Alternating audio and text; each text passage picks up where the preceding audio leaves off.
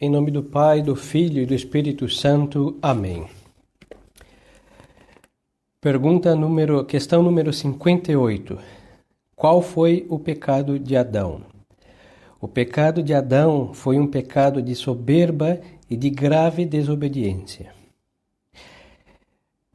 É muito importante aqui para explicar esta questão, é muito importante notar a semelhança que existe entre o estado em que foram criados os anjos e os homens, a liberdade que Deus deu a ambos e o mau uso que ambos fizeram e o estado de reprovação consequência das decisões de cada um, não? No sentido do mau uso da liberdade, do livre-arbítrio, e depois notar que a ruína é a mesma.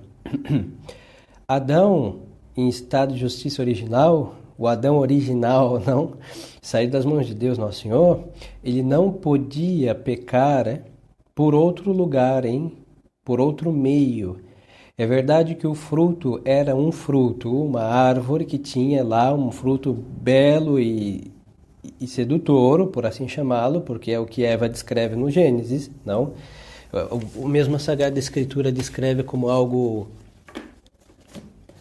que chamava atenção, mas insisto, que nós estamos num fato real, não é uma historinha ilustrativa em quadrinhos hebraicos para explicar a origem do homem, não, estamos em uma verdade de fé revelada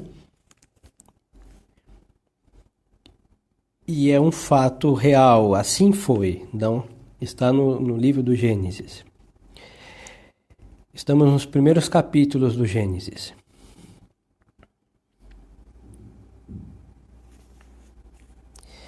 Capítulo 3, versículo 8. Perdão, versículo 6. Vamos ler um pouquinho mais adiante. Dois versículos anteriores. A mulher, vendo que o fruto da árvore era bom para comer, de agradável aspecto e muito apropriado para abrir a inteligência, tomou dele, comeu e o apresentou para o seu marido, que comeu igualmente. Então seus olhos abriram-se e, vendo que estavam nus, tomaram folhas de figueira, ligaram-nas e fizeram cinturas para si. E eis que ouviram o barulho dos passos do Senhor Deus, que passeava no jardim, à hora da brisa da tarde. O homem e sua mulher esconderam-se da face do Senhor Deus no meio das árvores do jardim. Então, vemos aqui, ainda no versículo anterior, não? É a tentação, não? Então, a serpente, o versículo 1 do capítulo 3, a serpente era o animal mais astuto de todos os animais dos campos que o Senhor Deus tinha formado. Ela disse à mulher: é verdade que Deus vos proibiu comer do fruto da árvore do jardim? A mulher respondeu-lhe: não, podemos comer do fruto das árvores do jardim, sim, mas do fruto da árvore que está no meio do jardim, Deus disse: vós não comereis dele, nem o tocareis, para que não morrais. Oh, não, tornou a serpente, vós não morrereis, mas Deus sabe que, no dia em que dele comerdes, vossos olhos se abrirão e sereis como deuses, conhecedores. Então aqui está a isca, o mau uso da liberdade. Porque Deus Nosso Senhor havia o quê? Como legislador supremo, legislado. Qual era a lei? Como todos os frutos, salvo o fruto que está no meio do jardim. Eva exagera, não, porque Deus não diz para não tocar. Deus diz para não comer. Agora é óbvio que na ordem das coisas, quando a gente não pode comer uma coisa, nós vamos ficar tocando nela, obviamente. Mas aqui para nós é ruim não tocar porque nós temos a inclinação para a gula, certo? As nossas paixões estão desordenadas. Mas em Eva, em justiça original, a Eva original saída das costelas de Adão e da onipotência de Deus, não tinha ela não estava salivando pelo fruto, hein? Porque o estado de justiça original sabia apreciar as coisas belas, não? Então o fruto era bonito, Então, assim, ela ouviu. Agora, não estava tentada de comê-lo por questões de sua beleza, mas sim estava tentada de comê-lo por questões dos efeitos que o infeliz diabo, mentindo de certo modo, não, mentindo de certo modo, a seduziu. Então, isso é uma tentação, é uma sugestão para que faça uma coisa má. Toda tentação, no sentido moral da terminologia, ela tenta o quê? A desacreditar Deus. Por quê? Porque é fazer o que Deus proíbe.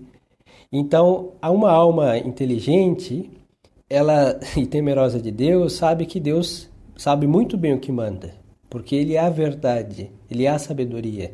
Ele não vai mandar uma necessidade e nem vai proibir uma coisa boa. Obviamente que não. Então, Eva não era uma estúpida, não. Não era, pelo contrário, era uma mulher sábia.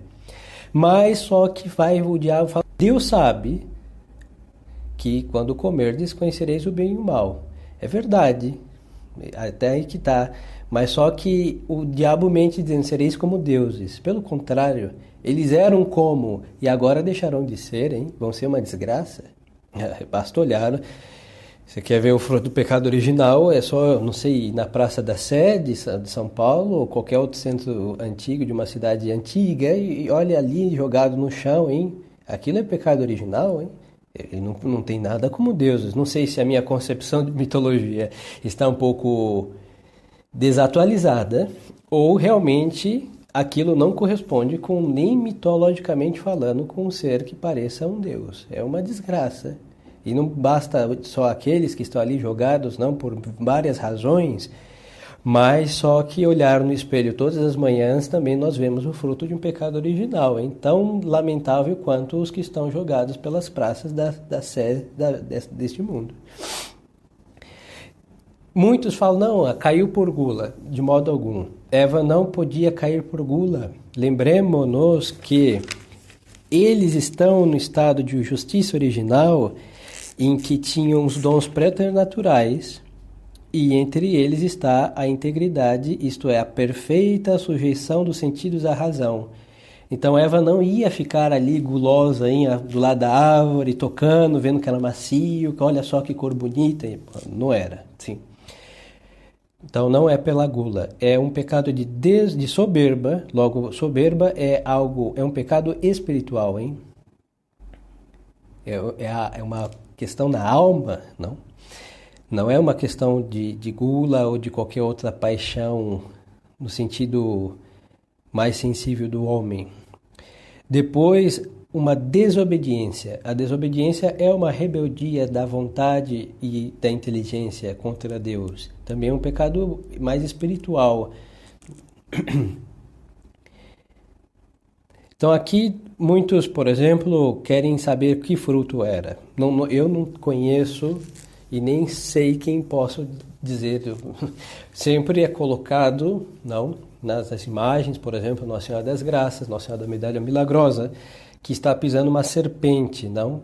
Então, ela na boca da serpente às vezes tem uma espécie de maçã, não?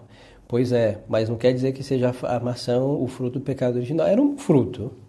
Agora, qual fruto será, se ele está entre nós, entre nossas variedades? Eu não suponho que não, hein? Suponho, eu não sei. Pode ser que sim, sabe Deus. Temos que ter cuidado. Não, isso não vai alterar nenhum ponto do fato histórico. Era uma fruta que estava aí que não podia comer. Pronto. Devemos ter cuidado de querer saber mais detalhes, que Deus não deixou o nome desse fruto. No texto latino está fruto, não se coloca uma espécie específica.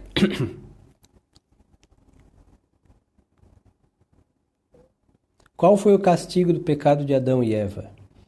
Pergunta 59. Adão e Eva perderam a graça de Deus e o direito que tinham para o céu, foram expulsos do paraíso terrestre, sujeitos a muitas misérias na alma e no corpo e condenados a morrer. Então aqui qual é a resposta a esta pergunta? É exatamente o que os santos padres comparam na parábola do samaritano, não? em que aquele homem que está espoliado, que foi roubado e ferido e prostrado ali no caminho de Jericó, ele era, os santos padres relatam, numa interpretação muito sábia, que aquele homem é o gênero humano depois da queda de Adão. Por quê? Porque realmente o conceito de espoliado, de despojado, é o que aconteceu. E vemos por esta resposta. Adão e Eva perderam o quê? A graça santificante, que enriquecia a sua alma, não na justiça original. Então, a graça santificante que os enriquecia, agora eles estão privados dela, estão em estado de miséria. Depois, perderam o direito que tinham para o céu, porque é a graça santificante que os faziam merecer o céu, de estar aptos para a eternidade com Deus. Foram expulsos do paraíso terrestre. Por quê? Porque o paraíso terrestre estava climatizado, adaptado para que o homem tivesse ali todas as suas comodidades físicas. Inclusive, o clima não era nem como o mais cruel dos invernos asiáticos, e tampouco era como o terrível calor de um deserto, hein? Não. Tudo isso, as estações existem, sempre existiram, mas no paraíso terrestre estava um clima agradabilíssimo para os homens. Lembremos-nos também que, como eles estavam em estado de inocência, ou seja, não tinham malícia, o homem, Adão e Eva, estavam sem roupas. E o fato de estar sem roupas mostra que o clima estava bem adaptado para não fazer dano para o homem, nem no frio, nem no calor. Depois, a natureza não era adversa ao homem, então não precisava se proteger. Por exemplo, as pessoas se esquecem, né? Mas nós usamos roupas, ademais da conotação moral, é uma questão que a roupa é uma proteção para o corpo. Vamos lá, tem uniformes de trabalho, as pessoas usam luvas, não é para fazer um desfile de moda com aquelas luvas grotescas, não. É para o quê? Proteger as mãos. Porque também é um dos efeitos do pecado, em que o homem perde a sua concentração e pode se acidentar. Por isso o homem criou certos instrumentos, certas coisas para o proteger de acidentes de trabalho, e também que este mundo se fez adverso ao homem. Então o clima, que pode prejudicar a sua saúde, prejudicar a sua pele, sempre terá um prejuízo de algo. Isso daí é questão do pecado. E eles foram expulsos desse paraíso, porque eles perderam aquela ordem que esse paraíso reclamava para viver ali. Não é mais o habitat natural do homem, porque é um homem rebelde, um homem provocador, um homem malicioso, então tem que sair dali. Então saem do paraíso terrestre, foram sujeitos a muitas misérias na alma e no corpo. Então por quê? Na alma, porque a sua alma já não está submissa a Deus, em perfeita obediência, e o seu corpo, a sua razão, não domina mais suas paixões, em perfeita sujeição, e tampouco o seu corpo está sujeito à alma. Por isso vai vir a morte. A morte é o que? A separação da alma do corpo, porque a alma briga aí, o corpo se desorganiza e a alma vai embora. Então isso é também um castigo impressionante do pecado. Se os senhores alguma vez tiverem a oportunidade, é muito interessante. Em vez de perdermos tempo com bobagens, né, é muito importante saber apreciar a criação de Deus, que é magnífica. Da organização desde uma folha, não? Os minerais têm uma constituição mais simples, mais magnífica, mas só em sua variedade, etc. Mas só que os seres vivos têm uma complexidade incrível. Se vê inteligência desde uma célula até um fio do pelo do bigode do felino, né? Não existe nada em vão e nem por acaso, tudo está posto com inteligência. Não, vamos deixar os animais à margem porque eles sim morreriam, mas vamos colocar no homem. Não, o homem tem uma perfeição incrível, olha a inteligência, olha a vontade do homem que quer em bondade, quer em maldade, é capaz de coisas incríveis. Não? E que vem a morte, o proste e o decompõe aquele corpo podre, não, a alma sabe Deus onde estará e reduzido a ossos, né? A uma coisa, a um quase nada, um monte de osso e é incrível. Você vê que é um castigo, não foi feito para isso. Então, se mostra aqui uma punição. Alguém aprontou alguma coisa para merecer semelhante humilhação, né? O homem se elevou, não, quem mais se eleva será humilhado. E é exatamente o que quis se fazer como Deus e foi humilhado. O diabo precipitado no fundo do inferno e o homem ao profundo da terra, que a morte é aí o salário, como diz São Paulo, que o salário do pecado é a morte. Se Adão e Eva não tivessem pecado, ficariam livres da morte? Sim. Se Adão e Eva não tivessem pecado, mas se estivessem conservados fiéis a Deus, depois de uma permanência feliz e tranquila neste mundo, teriam sido levados por Deus ao céu sem morrer, para gozar de uma vida eterna e gloriosa. Então, aqui uma aclaração. A vida terrenal, terrestre, no paraíso terrestre, era uma vida humana normal, ou seja, tinha o nascimento, crescimento, desenvolvimento físico, intelectual e a vontade se fazia mais robusta, cada vez mais madura. Sim, não é que as crianças nasceriam falando com dentes, bigodes, barba, não. O natural seguia o natural. E junto com o natural, impregnado de dons préter e sobrenaturais. E depois de uma passagem por esta terra, sabe Deus quanto tempo, um tempo determinado por Deus Nosso Senhor, essas pessoas iam ser transplantadas, não transportadas do céu para a eternidade. Mas o veículo da eternidade não era a morte, hein? Não. Isso daí foi realmente o castigo. Mas a morte não existiria neste estado de justiça original. E depois desta vida em graça santificante, cheia de dons naturais e preternaturais, o homem ia ser transportado para a vida eterna, mas aí tem um passo, que é uma vida gloriosa. Então ia ser glorificado para viver no céu. No céu não existe a possibilidade de estar lá sem estar glorificado. Não? É o que Nosso Senhor fala da veste nupcial, da que ele conta, supõe a graça santificante. Então a graça santificante é essa veste que nos faz aptos para estar no céu. Mas esta veste tem uma tecla glória, que morrendo com ela se aperta e o homem se transforma em algo glorioso, não? Para poder estar diante da divina majestade. É um outro modo de viver que supõe a graça, mas é o modo glorioso. Então o homem ia ser como em graça santificante viveria sem perdê-la e ao ser transportado para a eternidade, teria uma vida eterna e gloriosa. Eram estes dons devidos ao homem? Estes dons não eram devidos por nenhum título ao homem, mas eram absolutamente gratuitos e preternaturais. E por isso, tendo Adão desobedecido ao preceito divino, Deus pôde sem injustiça privar deles a Adão e a toda a sua descendência.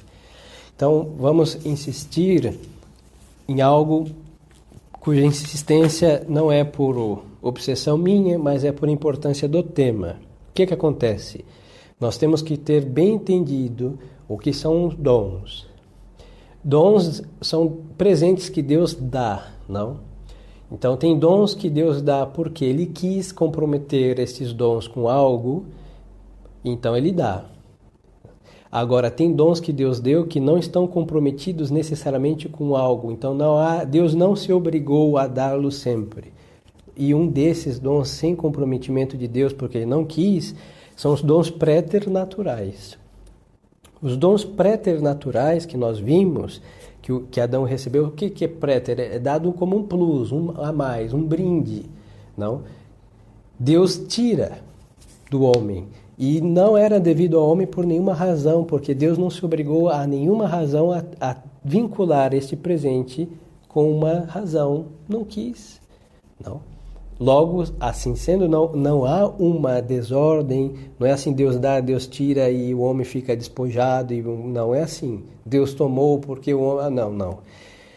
Naquela ordem original, naquela justiça original, naquela perfeição primeira, Deus fez o homem tal e colocou uns agregados lá, esses dons preternaturais que nós vimos.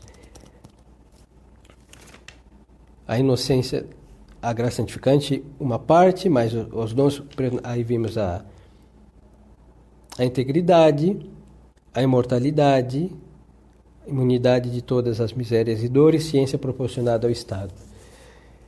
Ele perde esses preternaturais, mas não é uma injustiça porque Deus não se havia obrigado a vincular isso com outra coisa aqui, com o estado de justiça original. Ao perder o estado, perde-se os brindes anexos a este estado.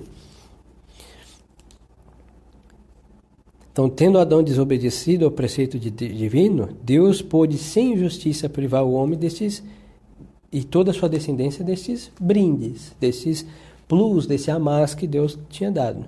Porque se perde o essencial, também vai perder o acrescentado a este essencial. Hein? E também os castigos da infração reclamam que sejam tomados os preternaturais. Porque como que ia morrer uma pessoa que estivesse imune de doenças e de estímulo? Não dá para morrer, imortal que morre. Isso é uma contradição, não? E não é possível. As mesmas enfermidades que são, e penas e misérias que são castigo do pecado original, como ia dar para uma pessoa em estado de imortalidade? É difícil. Em realidade não é possível. Então, os castigos devidos ao pecado requerem que o homem acabam perdendo os dons preternaturais. Agora, o homem não perde a natureza, porque a natureza, sim, isso é muito importante nos dias atuais em que se vive num ambiente antinatural e contra a natureza. A natureza Deus deu, e a natureza ela é conservada, por ela tende à conservação da natureza. Por isso, a nossa vida tem uns elementos internos de conservação do indivíduo e da natureza. Isso está nos homens e está nos animais. Nas plantas, nas suas espécies, se conservam, tende a conservar. E depois, neles, plantas por questão da vida vegetal mesmo, da alma vegetal. Por isso, muitas sementes. As sementes de certas espécies estão protegidas pelo fruto, não? Eu não sei se vocês já pensaram que em certas plantas, uma fruta que é saborosíssima, mas tudo aquilo está para proteger duas coisinhas pequenininhas, chamam sementes. Pois é. É uma proteção da semente. Tem umas que não, que a semente está exposta. Em realidade é o fruto, né? Como o caju, o fruto é a castanha, mas está do lado de fora. Bom, criatividade de Deus Nosso Senhor. Sempre tem uma que é uma exceção da... Bom, o homem, no estado de reprovação, ele não perde a sua natureza. A sua natureza fica ferida. Por isso o homem nasce inclinado para coisas más. E é muito interessante, hoje é mais claro, talvez foi um pouquinho mais ou um pouquinho menos no tempo da barbárie.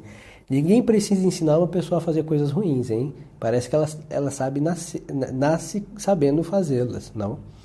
As coisas boas sim temos que ensinar. Então você vê que o homem algo ele puxa para o mal, não? Está inclinado para o mal. Então isso é uma ferida do pecado original. Agora, a natureza se mantém. É tão interessante isso ver nos homens como nos anjos. Os anjos perderam também a graça santificante, foram lançados no profundo do inferno, não, Lúcifer, mas a natureza angélica se conserva em sua integridade de natureza angélica. Por isso, Santa Catarina de Sena vai dizer, não, que esses pecados contra a natureza, que são os pecados de sodomia, são tão abomináveis que o mesmo Satanás tem nojo. Por quê? Porque ele conservou a natureza dele.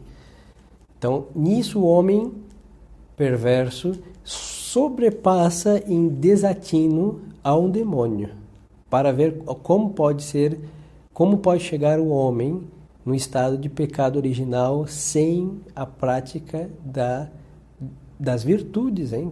E falamos até das virtudes naturais, porque para chegar nesse estado requer uma depravação, um estado que supera o mesmo animalesco que tem o homem bruto, o homem selvagem. Supera.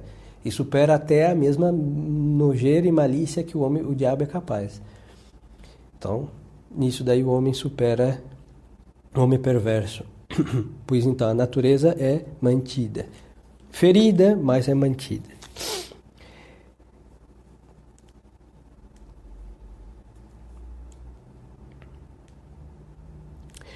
Pergunta número 62, questão 62. Este pecado é próprio somente de Adão?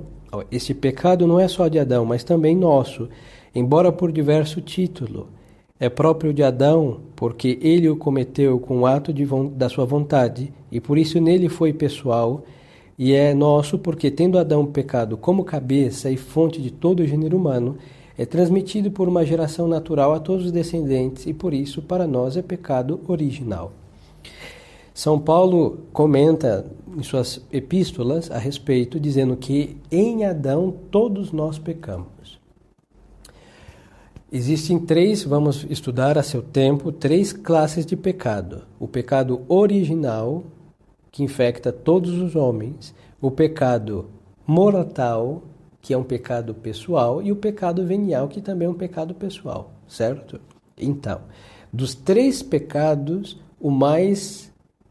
o que tem menos a noção de culpa, a culpabilidade pessoal é menos no original. Mas nós temos, pelo fato de termos nascido na família do nosso pai Adão, em que foi o prevaricador dos nossos. Agora, o mortal e o venial são possíveis por quê? Graças ao original. Que em Adão foi um pecado pessoal e mortal. O primeiro pecado nele foi mortal e pessoal. E que deu origem ao original em nós. Este pecado, ele é transmitido pela concepção. São Tomás explica que no momento da concepção, o elemento masculino entra no óvulo da mulher, no óvulo, o elemento feminino, e nesta fecundação o que acontece, até aí é o que todos nós aprendemos na escola, a fecundação, a concepção, e no instante da concepção é quando Deus infunde a alma. Isso já nós não aprendemos na escola, infelizmente, mas é Deus que infunde a alma. E naquele momento é uma pessoa, um ser humano, e aquele momento em que o homem fecundou o elemento feminino, que ocorreu também a infusão de alma, é o momento que está a transmissão do pecado original. São Tomás também ensina que quem transmite esse pecado é o homem, porque ele é a parte ativa na concepção. E por isso no Antigo Testamento houve o rito da circuncisão, que era realmente marcar no homem, não algo meio ou bastante sofredor, mas dá uma marca no membro, justamente que transmitia a vida infecta com o pecado, não? E as mulheres tinham um rito o homem era aos 8 dias, não que era circuncidado, recebia o nome. E as mulheres tinham um rito também de resgate, para tirar o pecado original delas também. Então, todos nascem com o pecado original. Todos veem uma criança simpática, muito sorridente, fortinha, rosada, etc. Bochechuda e tudo muito, muito bonito e muito legal, não? Mas se não está batizada, está a escravidão do diabo, hein? Por isso nós devemos batizar nossos filhos, os filhos dos senhores, não? O quanto antes, não? Mas só que eu quero a madrinha que está lá no Japão. Escolha outra, hein? O Brasil tem tantas mulheres que podem ser madrinhas. Se for olhar no sentido estrito, não são tantas. Mas existem pessoas capazes ainda de ser padrinho e madrinha. Ah, mas eu quero que seja tia. Olha, tio já tem um laço de sanguíneo. E a experiência fala que nem sempre é a melhor opção para ser um padrinho, hein? As famílias estão sujeitas a brigarem a qualquer momento, aí se perde o tio e se perde a madrinha. Se perdeu dois parentescos ao mesmo tempo. Então saibam escolher pessoas católicas, sensatas, que possam dar o que os senhores não darão. Enquanto há o exemplo, não quer dizer que os senhores não devam dar, mas que sejam pessoas melhores, não? E nem sempre está dentro de casa ou próximo. Não? Tem que escolher e tem que batizar o quanto antes. Quanto mais a criança, a alma, fica no pecado original, o pecado original cria maiores e profundas raízes. Essa é uma explicação em que todos nascem, se os senhores vissem uma escola na hora do recreio, parece uma possessão coletiva diabólica, hein? Primeiro que não tem educação e depois essas crianças não têm a vida da graça, então estão do jeito que o diabo gosta. Ante seus filhos e dê uma educação católica para que não pareçam monstros vestidos de ser humano. Isso é importantíssimo.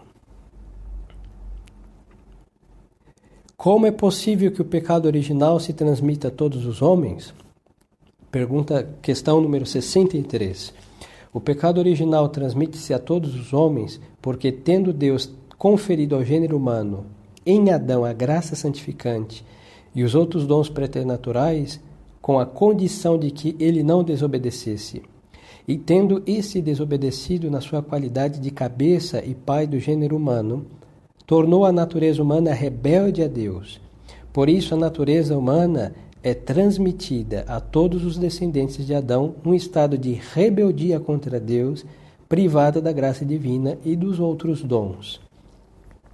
Então, o homem nasce com uma natureza rebelde a Deus e ferida para completar o seu estado deplorável.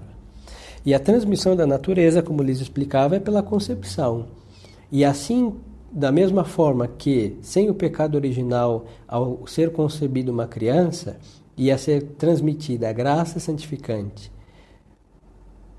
e os outros dons, a inocência e os dons preternaturais, do mesmo modo, depois do pecado, é transmitida as mazelas da ausência destes dons. Seguramente é muito fácil, né? A gente se queixa de coisas ruins, mas se nós estivéssemos no estado de justiça original, ninguém ia falar, poxa vida, que história é essa da gente nascer todo mundo santo e todo mundo cheio de ciência e de dons de Deus? Eu queria nascer num estado diferente. Ninguém se queixa disso. Ou nascer numa família, não, uma família real. Hoje em dia, por falta de nobreza de alma, tem quem possa se queixar. E também a realeza não é a realeza segundo deveria ser. Mas vamos lá. Ninguém nasce numa família bem e fala, puxa, eu queria estar hoje morrendo de fome e pedindo esmolas. Não. Só São Francisco que fez uma coisa dessa, hein? Mas fora ele, uns outros poucos, por uma razão superior, mas o estado do homem comum e corrente jamais. Agora, quando nasce numa família cheia de dívidas, não? Herdadas do avô, e graças ao avô que o pai foi pagar, hoje está no fundo do poço. Todos nascem e se queixam, pois então. Então nós não podemos olhar como uma injustiça. Nós nascemos numa família, hein? Nosso pai se chama Adão, nossa mãe Eva. Eles gastaram todos os dons e nos deixaram endividados. O que vai fazer? A única solução é se tornar santo. Ser batizado, viver na graça de Deus e se enriquecer. Ou um animal. Não existe outro que está à margem, não? Então, não é para ver nisso uma injustiça. É o simples fato de que existem heranças nobres e infames. E nós nascemos na infâmia do pecado, mas podemos, com a graça ao Redentor, nós podemos sair dessa e chegar bem longe na vida de santidade. É só olharmos os santos. Os santos tiveram o mesmo pecado original que nós, hein? Desde um São Luís Gonzaga, por inocente que ele tenha sido, ele foi batizado, hein? E não era um anjo, era um ser humano. A qualquer outro santo. Contrai todos os homens o pecado original? Sim, todos os homens contraem o pecado original, exceto a Santíssima Virgem Maria, Nossa Senhora, que dele foi preservada por Deus com singular privilégio na previsão dos merecimentos de Jesus Cristo, nosso Salvador. Aqui só tem uma exceção. São José, pai nutrício e putativo de Nosso Senhor, teve pecado original. São João Batista, sim, mas foi santificado no ventre materno, como o profeta Jeremias também foi santificado, não? Mas só que é um filho de Adão e Eva, mas foi santificado no ventre materno por uma ação do Divino Espírito Santo. Agora, nenhum outro, por suposto, a natureza humana de Nosso Senhor Jesus Cristo, Nossa Senhora nasce, foi concebida sem o pecado original, que é uma graça, usa palavras bem precisas. Foi preservada. Isso é uma palavra importante. Com singular privilégio, duas palavras importantes, na previsão dos merecimentos de Jesus Cristo. Mais palavras importantes. Então, o que aconteceu? São Joaquim conhece Santa Ana no uso matrimonial. Normal, hein? Obviamente, sem a fúria das paixões, estamos falando de dois matrimônios santos. Santa Ana sempre foi uma mulher muito santa, e São Joaquim, um homem muito justo e santo e temeroso de Deus. E conhece o matrimônio. Por que hoje nós não temos a capacidade de falar disso sem malícia? Porque o homem está afogado no mar da depravação. Então, hoje, falar de um ato conjugal, todos vão pensar nas piores coisas absurdas que nem deve se pensar e muito menos explicá-las. Mas só que o homem normal, segundo Deus, com temor de Deus, é capaz de conceber isso sem uma sujeira. Então, houveram reis santos e homens casados com famílias que tinham o uso do seu matrimônio e não eram pecadores por isso. Nós temos vários reis santos que tiveram filhos. Verdade que reis santos que tiveram uma vida de castidade conjugal absoluta. Tivemos homens que tiveram filhas, depois se afastaram de casa com o consentimento da esposa e viveram em absoluta castidade, como o santo... Eu não me lembro a história de Santo Isidoro Lavrador, mas eu creio que ele teve família. Mas o santo... Tem outro santo que sim. O padroeiro da Suíça, por exemplo, que ele foi um homem muito... Teve uma família, cria os filhos e depois ele vai construir uma casinha do lado da sua casa, onde ele vive como um eremita. São Nicolau de Flúor, havia esquecido o seu nome, por exemplo.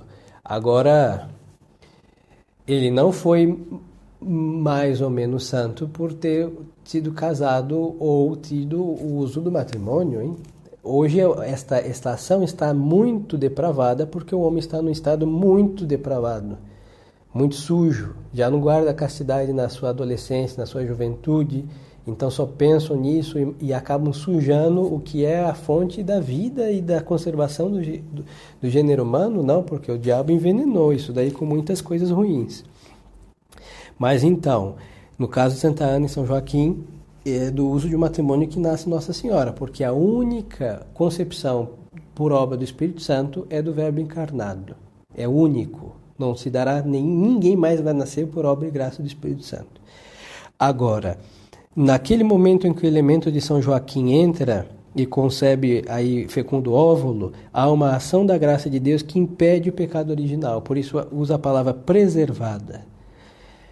E singular privilégio, por quê? Porque não será dado a outro e a outra, a ninguém mais. Quando os senhores ouvirem falar, tem a devoção da Imaculada Conceição, diz, mentira, absurdo, ridículo.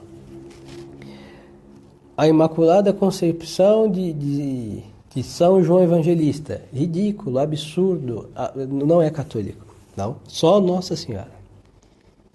E na previsão dos merecimentos de Jesus Cristo, nosso Senhor. Por isso, alguns não gostam de usar a palavra que Nossa Senhora foi remida, não? Porque remir supõe que estava no cativeiro e depois ser liberto dali, não? Libertado daquele lugar por um Redentor. É o caso de todos os homens. Mas Nossa Senhora, algum autor, que não me lembro agora o nome dele, e peço perdão por isso, mas que Deus que descanse em paz e que Deus o abençoe com mais glória, porque diz toda a verdade. Ele diz assim, aquele que não foi ao cativeiro, ele também foi remido, porque foi preservado de estar ser um cativo, não? Então, no sentido, pode-se dizer com verdade. E Nossa Senhora é fruto da paixão de Cristo aplicado antes da paixão de Nosso Senhor. Então, Nossa Senhora está ali revestida com o sangue redentor de Nosso Senhor antes dele ser derramado. Não, pela previsão dos merecimentos de Jesus Cristo, Nossa Senhora é imaculada na sua conceição. Então, é um privilégio único, singular, que não será dado a ninguém e não foi dado a nenhum outro, só Nossa Senhora Maria Santíssima. Depois do pecado original de Adão, já não poderiam os homens salvar-se? Sim. Depois do pecado original, os homens já não poderiam salvar-se se Deus não tivesse usado para com eles de misericórdia. E a pergunta 66, qual foi a misericórdia de que Deus usou para com o gênero humano? A misericórdia de que Deus usou para com o gênero humano foi prometer logo a Adão um Redentor divino, ou Messias, e enviá-lo depois a seu tempo para libertar os homens da escravidão, do demônio e do pecado. E quem é o Messias prometido? O Messias prometido é Jesus Cristo, nosso Senhor, como nos ensina o segundo artigo do Credo. Mas vamos aqui ver, porque existem várias promessas messiânicas no Antigo Testamento. Mas a primeira está no capítulo 3, versículo 15 do livro do Gênesis. Porém, ódio entre ti e a mulher, entre a tua descendência e a dela. Esta te ferirá a cabeça e tu lhe ferirás o calcanhar. Os santos padres, explicando esta passagem, sempre interpretaram, com toda a verdade do Espírito Santo, que esta mulher que Deus Nosso Senhor está a dizer não é Eva. Eva acabava de ter sido derrotada pelo diabo. Ela estava prostrada, espoliada, nua, maliciosa, rebelde, miserável. Então não pode ser esta a mulher que vai esmagar a cabeça do diabo, porque ela estava amiga do diabo, hein? E Deus fala de uma inimizade. Logo, esta mulher é a mãe do Messias. Por isso, creio que São Bernardo vai fazer mostrar um contrário. Eva, não, a mãe da desgraça, a mãe da morte, da desobediência. E Maria, não, o Eva, não, ao contrário que ave. Maria Santíssima é todo o contrário de Eva. Então, a mãe da vida, mãe da salvação, e vai pôr remédio às enfermidades com que Eva nos transmitiu, infeccionando todo o gênero humano. Então, vemos aqui a primeira promessa messiânica e esta mulher. Por isso é muito bonito ver que Nosso Senhor não é em vão, que ele não faz nada em vão, mas ele chama a sua mãe de mulher, hein? E a sua mãe é a mulher. Então fica claro que é a mulher que vai esmagar a cabeça da serpente. É a mulher a qual Deus vai fazer uma inimizade entre a descendência dela, que é o fruto do ventre dela, que vai fazer guerra e vencer o diabo, e a descendência do diabo, que vai buscar o quê? Destruir a descendência dessa mulher, que não é de Eva, hein? Lembremos-nos que desde o pecado original todo o gênero humano estava no cativeiro de Satanás. Então vem uma mulher que tem um filho, e esse filho que vai morrer na cruz, e vai libertar as almas do cativeiro, e vai dar a possibilidade deles conquistarem o reino dos céus que eles haviam perdido e estavam em impossibilidade. Sem Nosso Senhor é impossível chegar no reino dos céus. Impossível. Impossível.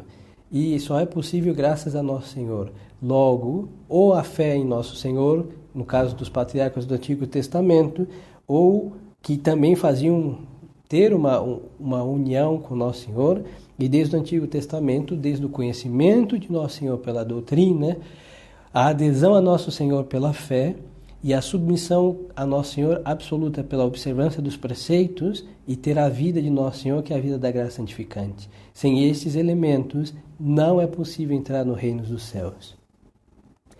E então, esse Messias prometido foi preparado, não, pelas inúmeras figuras que houveram no Antigo Testamento, profecias claríssimas, desde o seu nascimento, lugar, tudo direitinho, para que quando ele viesse fosse reconhecido, e no tempo também profetizado. Assim que o Messias já veio, e é nosso Senhor Jesus Cristo. Quando aparecer o Messias, que vai ser tido por verdadeiro Messias dos judeus, esse vai ser o anticristo, que vai seduzir toda essa gente em castigo da perfídia deles, e um monte de católicos por falta de instrução religiosa que se deixarão seduzir também pelo mal, hein?